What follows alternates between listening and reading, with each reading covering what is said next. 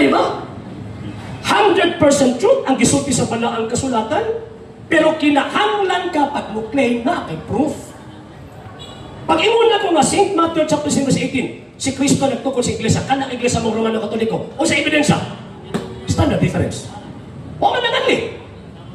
Ang gisulti sa kasaysayan, kanang iglesia, mao na ang Romano Katolikong iglesia.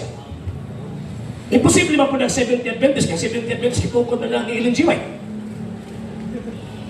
Ang Roman Catholic Church, mauna ang iglesyang gitukod sa atong Ginoong Kristo. Gituyo na ito kamo gamit na ining mga ebidensya ha.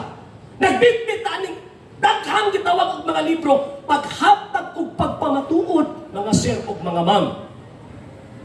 Na kining akong gipresentar dilimog na sa ako lang una-una. And remember, ang mga writers ining gitawag og mga libro ha, na ay kredibilidad. O ipasabot sa ilang field, they are authorities. Kung musupa ka nila, dapat maghatag ka sa inyong credentials.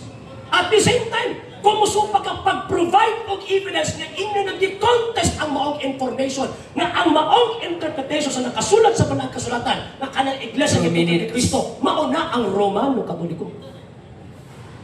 Until now, not less than 25 years ako si padalipod simbahang Katolika. Until now, wala pa'y maayong mga tagak ng mga pastoy nagtindog sa akong atubangan, nagnigar sa atong gipamatuod. Nga naman, kay di nila maguba ang maong mga informations.